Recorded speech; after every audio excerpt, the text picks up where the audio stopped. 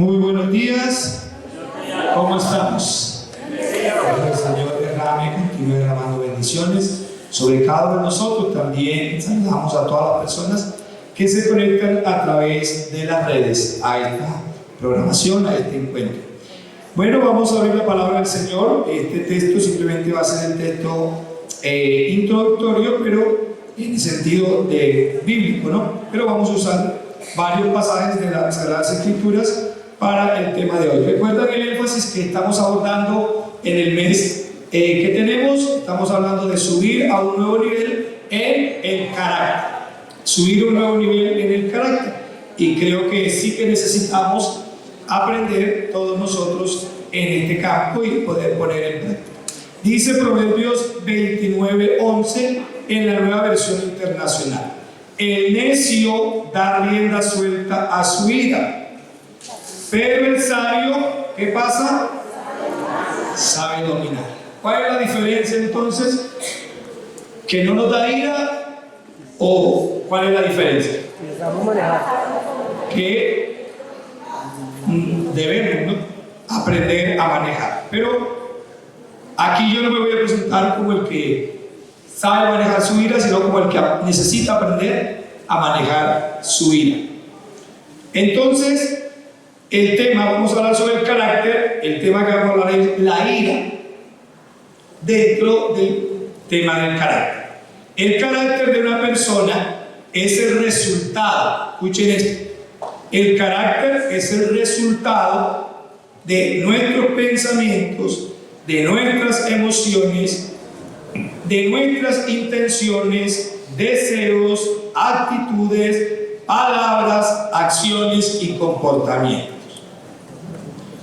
El carácter se construye a través de nuestra vida. Por eso la crianza es determinante, porque es la época donde las personas que nos forman, nuestros cuidadores, nuestros formadores, colocan una semilla. Yo les decía esta mañana, todos nosotros, hablaba con alguien y me decía, yo fui formado con muchos valores. Y esa es una gran verdad, donde en la mayoría, no podemos generalizar, donde se presentó muchas veces el problema en cuanto a los valores, que nuestros padres nos enseñaron valores en la teoría, pero muchas veces no lo vivían en la práctica. Entonces nos enseñaban a no mentir, pero nosotros los veíamos o los escuchábamos mentir. Nos enseñaban a no pelear, pero los veíamos peleando como pareja. Nos enseñaban a que si nos discutíamos debíamos arreglar las cosas entre hermanos, pero pues los veíamos a ellos pelear y dejar varios días enojados o bravos. Entonces muchos, y así podíamos hablar de muchos valores que nosotros, de hecho el respeto, yo creo que la cultura de nosotros, la cultura del milenio pasado, podríamos decir que es la cultura del respeto en cuanto a teoría. A nosotros nuestros padres nos enseñaban a respetar a los mayores, a los profesores. De hecho, no sé si algunos están aquí, los papás le autorizaban a los profesores que si uno se portaba mal, le diera con la vara. Y si uno se portaba mal y luego iba a la casa y le decía, por ejemplo, lo castigaban a uno. Yo recuerdo que una vez, aprendiéndolos, como era mucho la memorización, ¿no? Entonces nos estábamos aprendiendo la biografía de Simón Bolívar, y había un juego parecido a la biografía de Simón Bolívar, o se tomaba de allí. Simón Bolívar nació en Caracas comiendo hierba como una vaca. Y nosotros no lo pudimos aprender la lección de memoria, porque todos nos íbamos comiendo hierba como una vaca. Allá no pasamos. Cuando la profesora nos mandó a todos delante, uno por uno, la lección: Simón Bolívar nació en Caracas, ya era bueno en el año y no, eso se nos olvidó. Allá, fulano, allá, ninguno se supo la lección. La profesora dijo, bueno, estaba muy lleno de pasto. La profesora dijo, bueno, hay dos castigos aquí, o dos formas de castigo, ustedes escogen.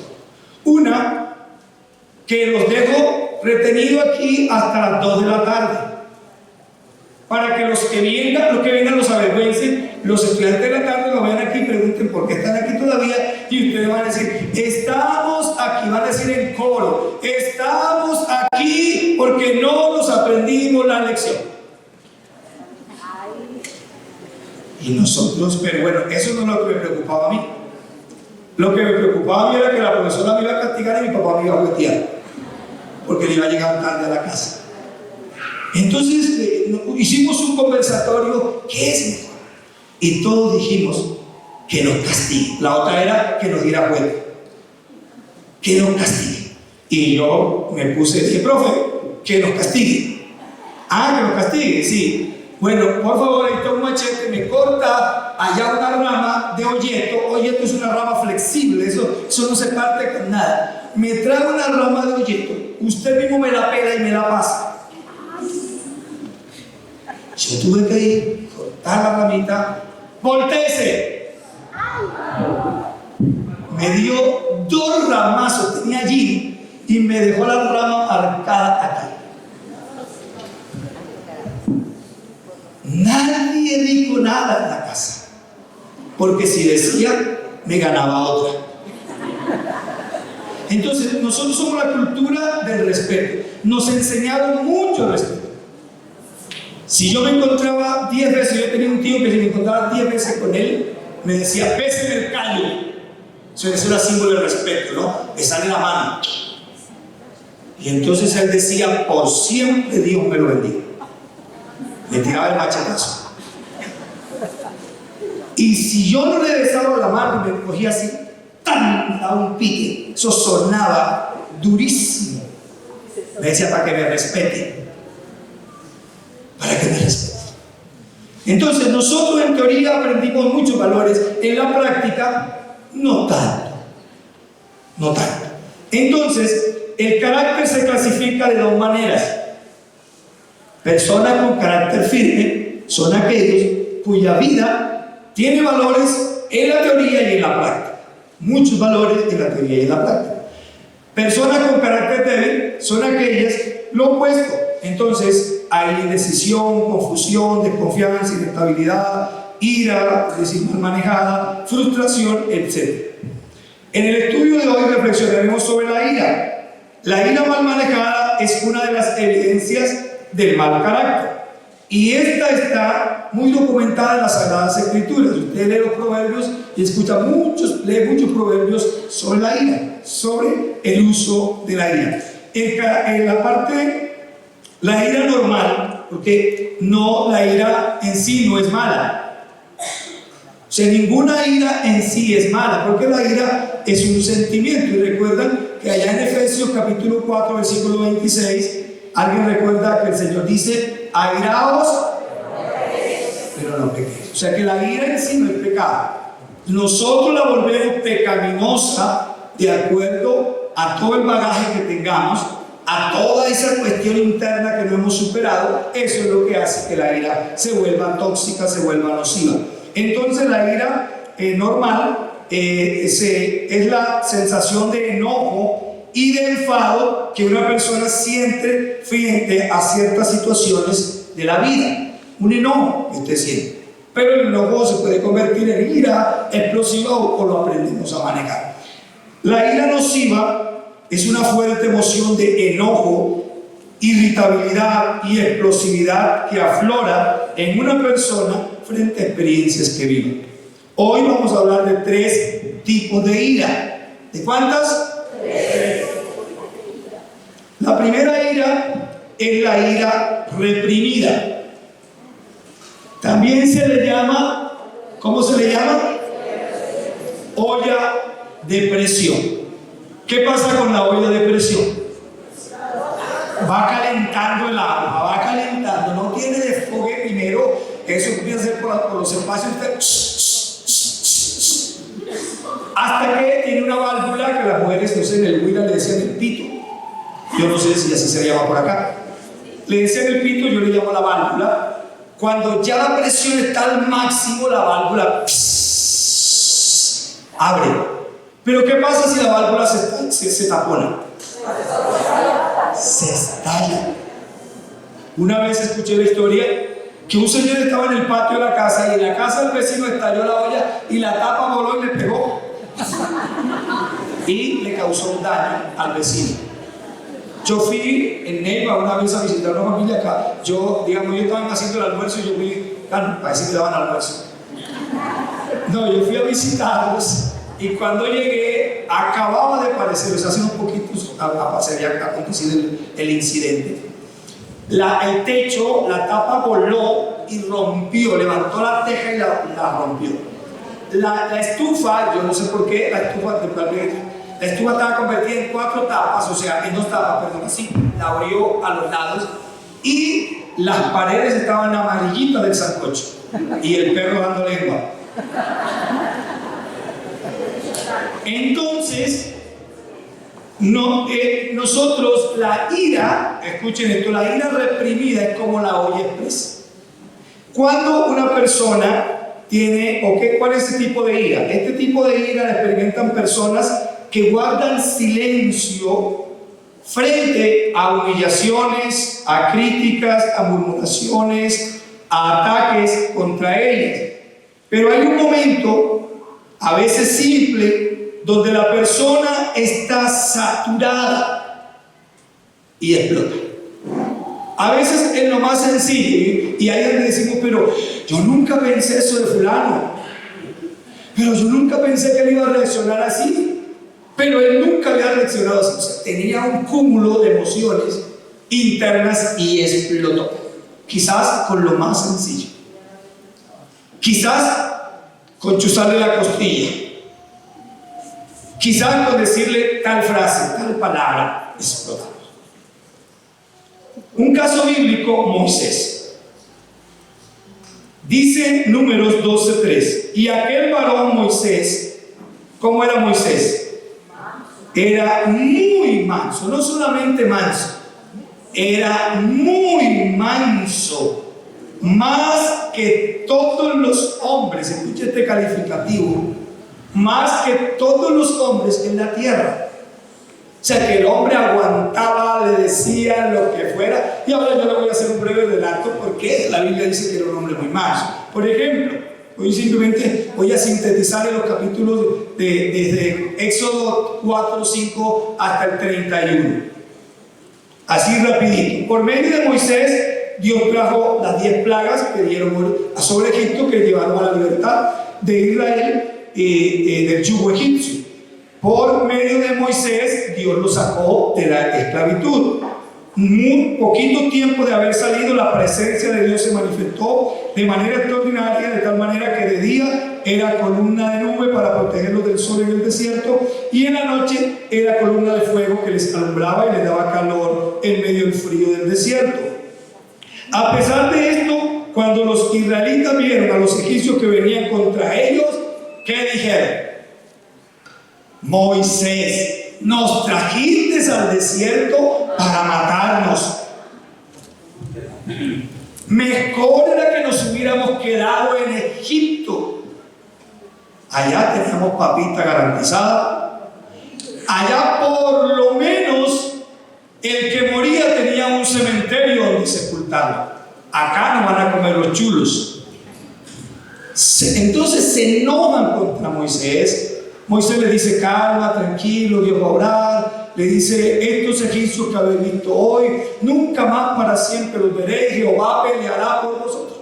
Y efectivamente Dios le dice a Moisés, Moisés, ¿por qué clamas a mí? Dile al pueblo que marche, dile al pueblo que marche. Y tú toma la vara con la que convertiste las aguas en sangre y pégale y dile al mar que se abra. Y Moisés, el mar se abrió, el pueblo de Israel pasaron la nube. Entonces hizo Dios un hecho sobrenatural. La nube que iba con Israel se convirtió de 2 maneras: luz para Israel y oscuridad tenebrosa para los egipcios. De tal manera que aunque los egipcios iban de a caballo, los egipcios iban con los recursos para atrapar a los israelitas, no pudieron en toda la noche.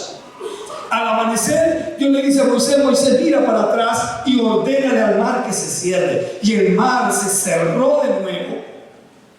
Y los israelitas vieron a los egipcios ahogarse en el mar.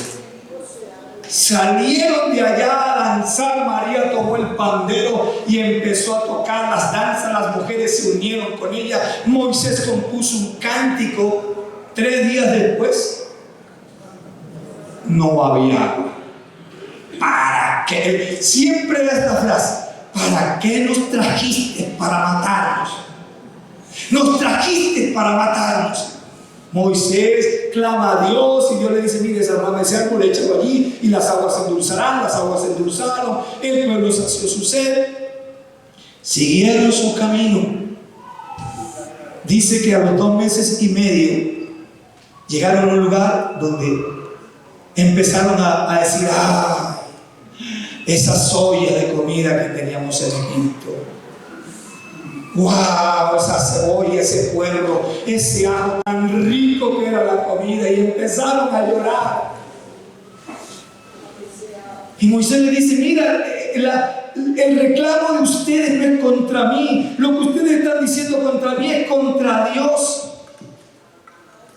Y Dios se le manifiesta. Moisés dice que apareció la gloria de Jehová, y Dios le dijo: Moisés, dile a este pueblo que mañana a primeras horas del día tendrán pan del cielo. Dice un salmo que comieron pan de ángel. Tendrán pan del cielo y lo recogerán, y que cada uno le da las instrucciones cómo recogerlo. Pero lo interesante es que Dios le dice: mire, porque también querían carne, estaban antojados de carne. Dios le dije: mire, le voy a dar carne que no solamente la van a comer, se les va a salir por la nariz. Se les va a salir por la nariz. Y así fue efectivamente. Dios mandó una cantidad de codornices que volaban, y él era: coge y tuerza del cuello, coge y tuerza del cuello, y eche costalados de paloma, de codornices. Y comieron tanto que les hizo daño. Comieron tanto que se hastiaron. Pero Dios le proveyó. Para no ser más extenso, llegan al monte Sinaí a los 3 meses exacto de haber salido de la libertad. Dios le dice: Moisés, sube a la cumbre del monte y yo hablaré contigo. Te voy a dar las leyes, la normativa, las leyes para que el pueblo ande de acuerdo a mis planteamientos. Moisés sube al monte, le dice a Aarón y a Hur: encárgate del pueblo, que nadie suba conmigo, porque morirá. El pueblo, Moisés estuvo 6 días subiendo y bajando, subiendo al 6.º día. Dios le dice: Moisés, sube más. Y se fue a la cumbre del monte en el 7.º día. Dice que hubo truenos, relámpagos, hubo una manifestación poderosa de Dios, pero tal vez, no sé, la Biblia nos dice, quizás hubo un silencio, unos días, y empezó el pueblo a decir: ese Moisés que nos sacó de allá, mira quién nos lo ha metido.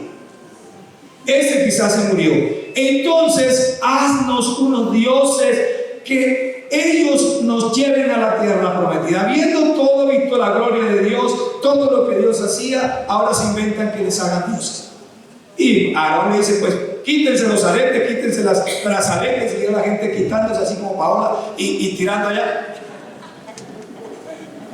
Y formar, y claro, cuando le reclamaron a Aarón dijo: no, eso no fue culpa mía, la gente, yo tiré y eso se formó un becerro. Mire qué forma de justificarlo. Dios le dice a Moisés: baja, porque el pueblo que tú sacaste allá está haciendo cosas afuera. Y Moisés, Dios le pide como permiso. Moisés dice: déjame que yo desate mi furia contra ellos y los voy a aniquilar. Y Moisés intercede y le dice: no, Señor, no, mira lo que van a decir los egipcios, que tú sacaste a tu pueblo de allá y no fuiste capaz de llevarlo a la tierra prometida. Y Dios dice: uy, sí. No lo voy a destruir. Y baja Moisés. Ahora Moisés intercedió allá y le dijo a Dios: no descargues tu furia, déjamelos a mí. Y Moisés llega y los encontró en las danzas, y mira lo que acontece. Te voy a leer esta porción de Éxodo capítulo 32, 19 y 20, y dice de esta manera: aconteció que cuando él llegó al campamento y vio el becerro y las danzas, ardió la ira de Moisés, arrojó las tablas de sus manos, las quebró al pie del monte, tomó el becerro que habían hecho, lo llevó al fuego, lo molió hasta reducirlo al polvo que esparció sobre las aguas, y lo dio a beber a los hijos de Israel. Mire ese hombre pasivo, mire ese hombre calmado. Ahora, esto no es un argumento para nosotros decir: si lo hizo Moisés, yo también lo voy a hacer. No, yo lo que quiero aquí es que aprendamos, partiendo de mí, aprendamos lo que es la ira reprimida. La mayoría de nosotros fuimos formados bajo el método autoritario, y una de las características del método autoritario es la represión. Normalmente los hombres y mujeres que fuimos formados bajo el método de represión, llevamos una olla hirviendo por dentro. Y eso es lo que yo quiero a través de esta enseñanza decirles: tenemos que trabajar. Y yo soy el primero aquí que levanto la mano y digo: necesito trabajar sobre esa forma de que Dios trate con nuestra vida, de que aprendamos. A mí me cuesta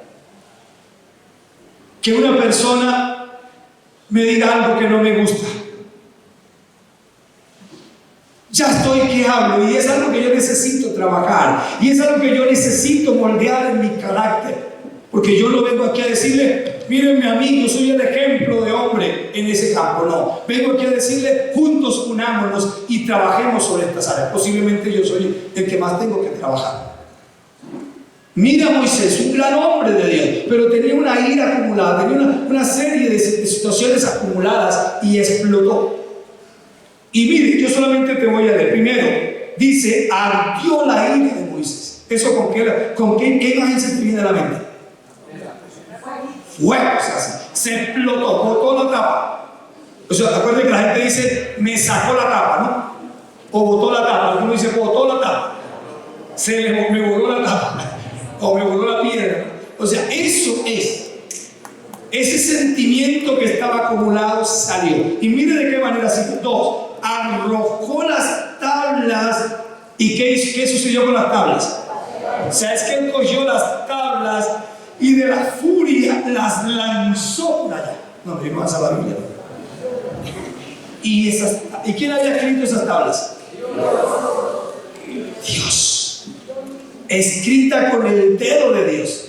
Mire lo que una ira nos puede llevar. Si Moisés en un brote de ira rompió las tablas, ¿qué cosa? ¿Qué sé cuánto le rompemos la cabeza al hijo?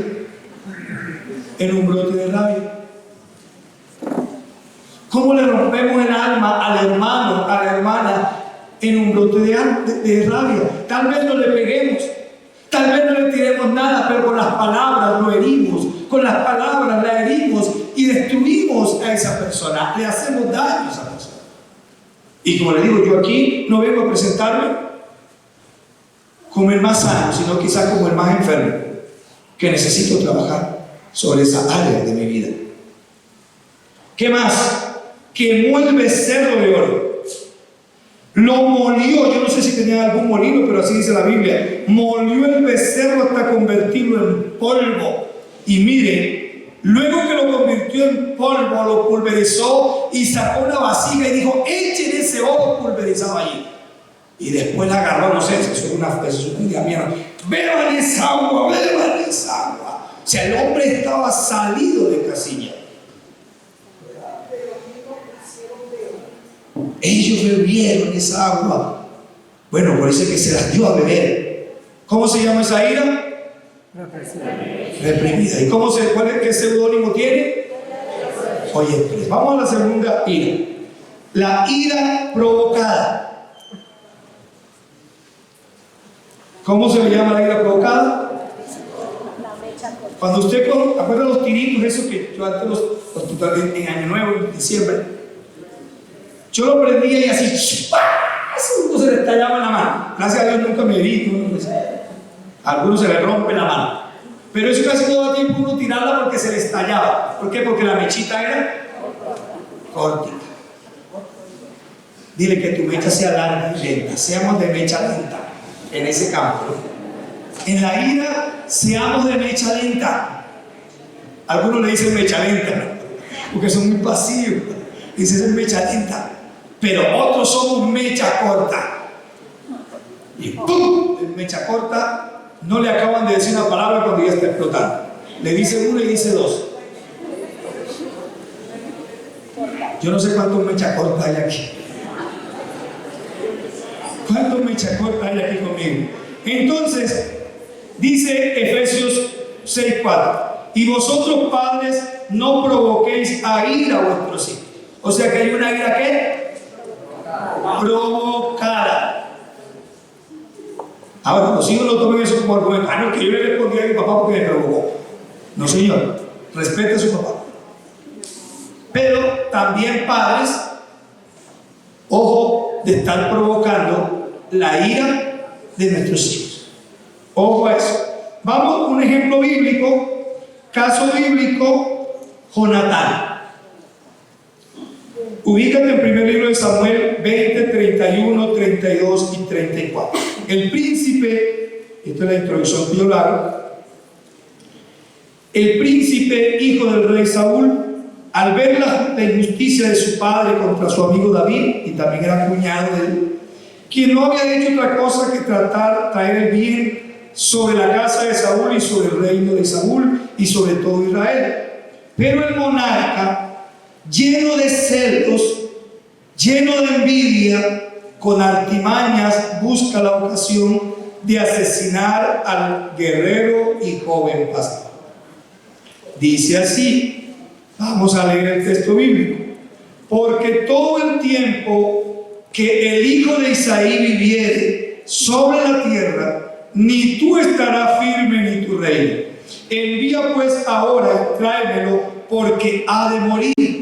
Y Jonatán le respondió a su padre Saúl y le dijo: ¿por qué morirá? ¿Qué ha hecho? Y bueno, ahí yo omito ese versículo porque lo voy a trabajar en el siguiente punto. Dice, y se levantó Jonatán de la mesa con exaltada ira.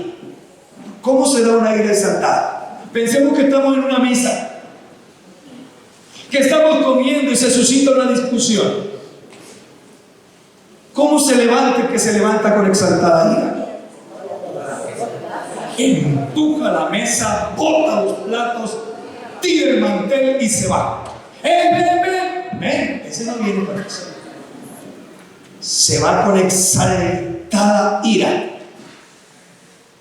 ¿Cuántas veces convertimos los espacios tan íntimos como el comedor en una batalla?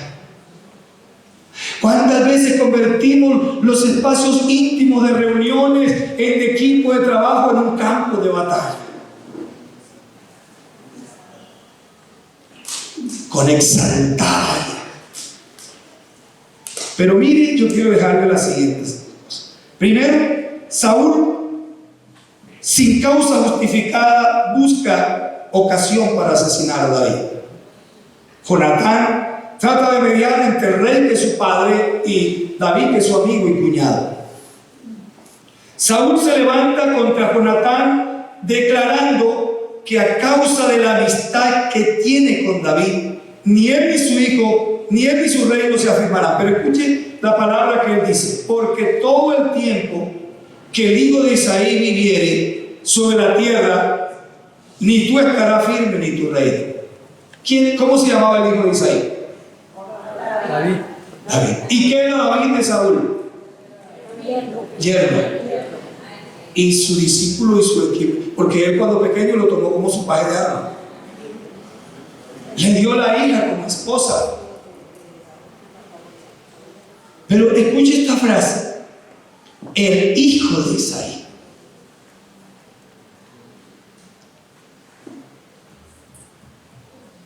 Lo mira por encima del hombro. Tú no eres como yo.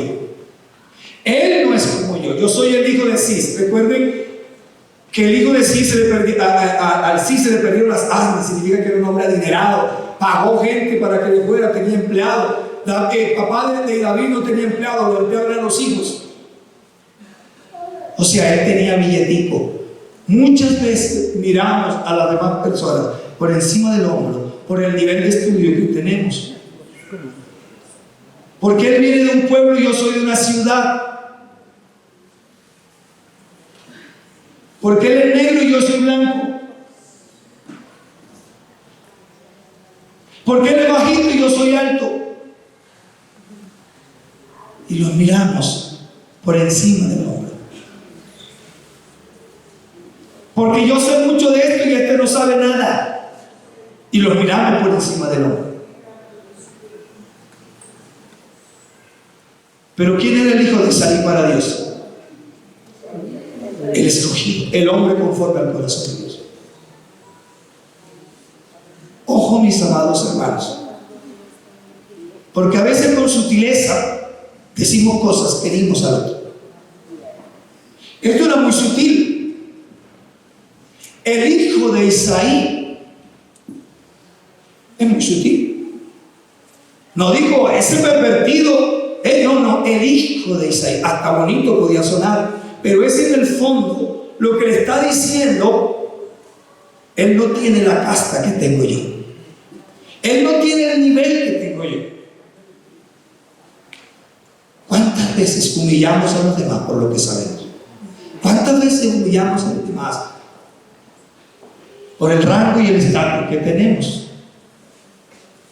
¿Qué otra cosa hace Saúl? Saúl, movido por su celo e ira, le ordena a su hijo que haga venir a David, porque debe morir.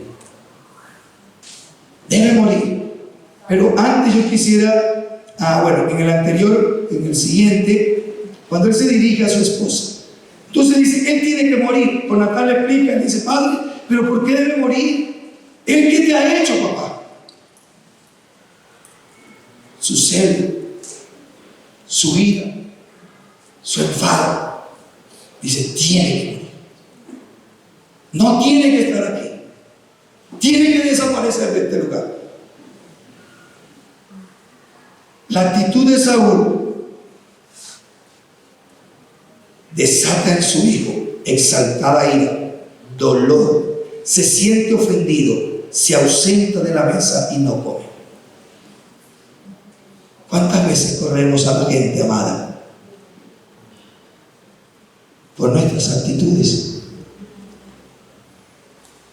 Y hoy yo pido perdón si alguno yo lo he intentado correr, porque no debe ser la actitud de nosotros. Es la actitud de acoger, no de correr. Acojámonos, somos hermanos en Cristo, tenemos errores. Yo, si ustedes preguntan errores, yo soy el primero en levantar, no mi mano, mis dos manos, para decir tengo muchos errores, pero lucho y quiero mejorar y quiero superar. Tercera ira, la ira explosiva. ¿Cómo se le llamó a la primera ira? La ira reprimida. ¿Y qué sinónimo tiene? Oye, la segunda ira, la ira provocada. ¿Y cómo se le llama la ira provocada? Mecha corta. La última ira, con esto terminamos, la ira explosiva. ¿Cómo se le llama la ira explosiva? ¿La puesta allá? El volcán amenazado. Yo no sé cuántos volcanes están por ahí rugiendo.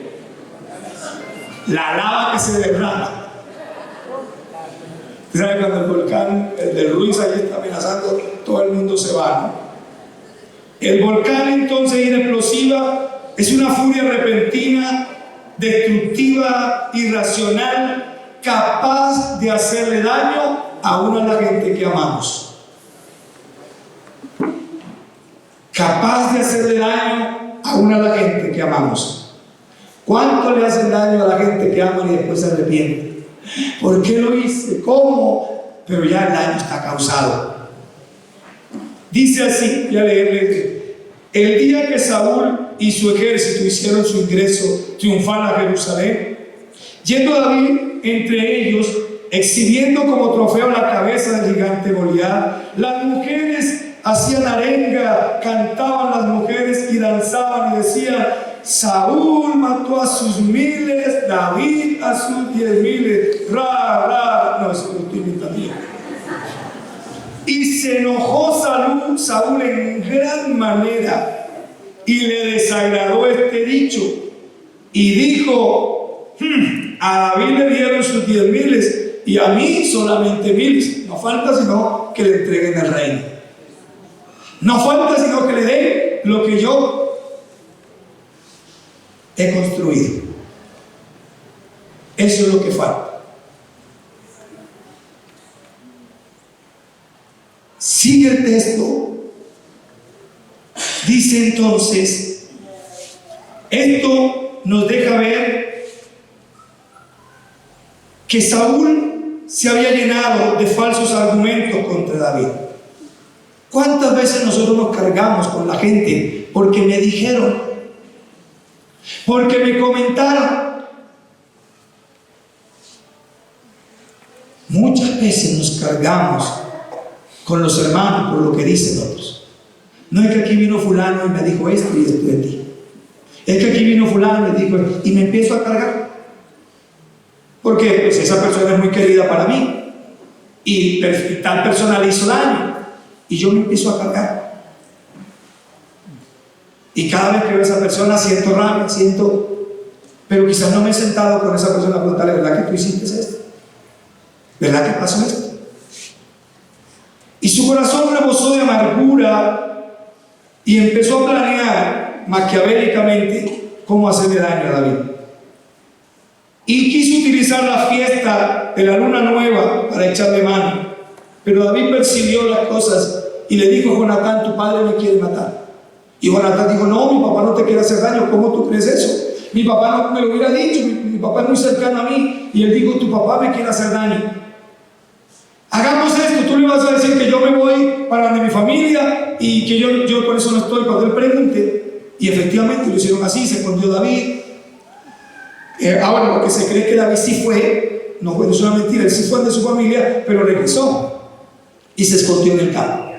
Y hicieron unas tácticas con Jonatán. Vino el primer día de la luna nueva y la silla de David quedó vacía en el comedor del rey. Estaban tal vez los demás funcionarios del rey, pero no estaba David. Saúl pensó que David estaba contaminado, que algo había hecho y lo había contaminado. Las contaminaciones ceremoniales duraban un día. Entonces Saúl dijo, mañana vendrá. Y mira lo que dice el texto bíblico. Te voy a leer lo que el texto bíblico nos dice. Cuando él le pregunta, bueno, ¿y por qué no está otra vez el hijo de Isaí? Jonatán le explica qué fue lo que pasó. Y dice entonces los versículos 30 y 34. Entonces se encendió la ira de Saúl contra Jonatán y le dijo, ¿qué le dijo? Hijo de la perversa y rebelde, ¿acaso no sé yo que tú has elegido al hijo de Isaí para confusión tuya y para confusión de la vergüenza de tu madre? Porque todo el tiempo que el hijo de Isaí viviere sobre la tierra, ni tú estarás firme ni tu reino. Envía pues ahora y tráemelo, porque debe morir. Jonatán le respondió, padre, ¿por qué morirá? ¿Qué ha hecho? Entonces Saúl le arrojó una lanza para herirlo, donde entendió Jonatán que su papá quería matar a su amiga. ¿Cuántas lanzas tiramos? Ya, ahora hay personas que se tiran lanzas, ¿no? Verdaderamente. Bala, piedra, zapato, palo. Pero otros no tiramos piedra. Otros tiramos dardos envenenados, palabras hirientes, y hacemos un daño similar en las personas, porque las palabras, aunque no cortan, hieren y matan. Voy a dejarte las pautitas. Saúl se encendió en ira contra su hijo Jonatán. En su enceguecida ira involucra a su esposa sin tener nada que ver en el conflicto. Hijo de la perversa y rebelde. En nuestro lenguaje, ¿qué sería? No vaya a decir la palabra. Hijo de la mala madre. ¿Cuántas veces lanzamos palabras hirientes? Y tal vez, creo que tú y yo no le sacamos la mamá, pero lanzamos otras palabras que hieren también. Y yo soy el primero que quizá la he lanzado. Acusa a su hijo de elegir una amistad para confusión y vergüenza confusión de él y vergüenza de su madre. Imagínense. ¿Acaso yo no sé que tú has elegido al hijo de Isaí otra vez, para confusión tuya y para confusión y vergüenza de tu madre? Declara palabras maldicientes sobre la estabilidad de su hijo y del futuro de su reino del príncipe, porque todo el tiempo otra vez el hijo de Isaí viviere. Nunca le dice David, el hijo de Isaí viviere sobre la tierra, ni tú estarás firme ni tampoco tu reino. Y frente a la negativa de Jonatán de entregar a David, Saúl tira una lanza contra su propio hijo para herirlo. Quiero que nos coloquemos en pie y nos evaluemos hoy de estos tres tipos de iras. La idea no es que esto se quede aquí. La idea es que si nos hemos ofendido, vamos a buscar al hermano, vamos a buscar al padre, vamos a buscar al hijo y vamos a hablar de este asunto. No lo podemos seguir hiriendo, no lo podemos seguir ofendiendo. Somos hijos de Dios, usted y yo somos hijos de Dios y no podemos seguir hiriéndonos, o no debemos seguir hiriéndonos. Quiero que coloque la canción de esta mañana, haz mi carácter como el tuyo, Señor. Yo quiero bendecir a las personas que están en línea y decirles a ustedes que examinemos nuestra vida y miremos si estas tres iras las tenemos nosotros, y que busquemos cómo resolver esas diferencias, cómo resolver esos conflictos. Padre amado, yo te doy gracias, más como el tuyo. Yo quiero ser, Señor. Señor, yo me presento hoy como el primero que necesito transformar mi carácter. Necesito manejar los niveles emocionales en mí, no solamente la ira. Necesito manejar temores, miedos. Necesito manejar estados emocionales. Y esta mañana yo me presento aquí como el primero, como el que necesita sanar su corazón, como el que necesita mejorar en el carácter, en la ira, que es uno de los tantos componentes del carácter. Y yo necesito hoy, Señor, decirte, aquí está mi carácter, Señor, tiene que ser tratado por ti. Mi carácter necesita ser tratado por ti, más como el tuyo, Señor. Yo quiero ser. Oh, Señor, ayúdanos, Dios. Haz mi carácter, Señor, más como el tuyo.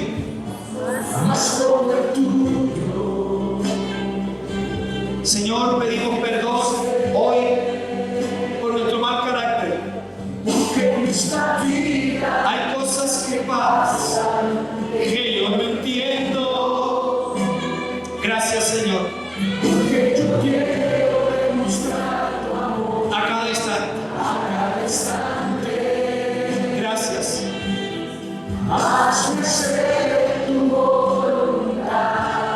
Y morir a ese viejo hombre, más como el tuyo. Yo quiero ser. Señor, yo reconozco que en mi carácter hay cosas que necesitan ser moldeadas. Y te pido hoy, delante de esta comunidad, que me ayudes.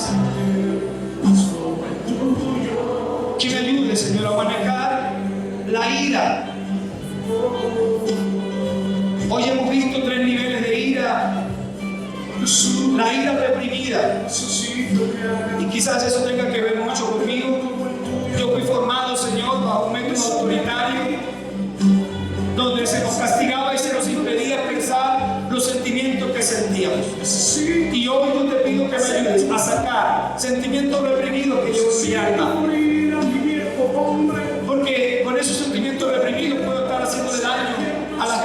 me has puesto para cuidar, a la gente que tú me has puesto a pastorear. Aquí estamos, Dios. Y yo te pido hoy que me ayudes.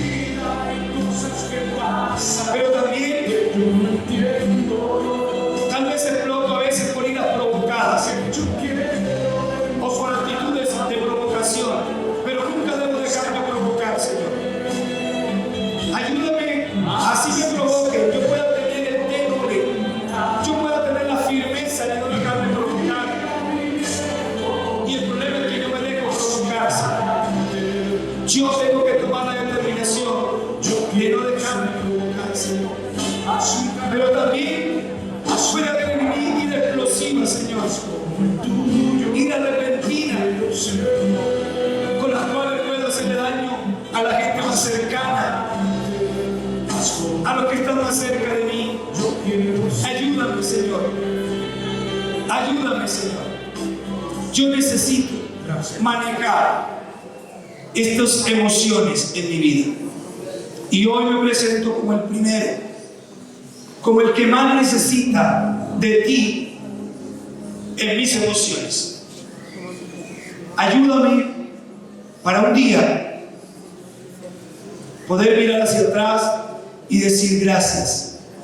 Gracias porque me ayudaste. Gracias porque aprendí a controlar ciertas emociones. Y que este énfasis del carácter nos deje en un nivel más alto.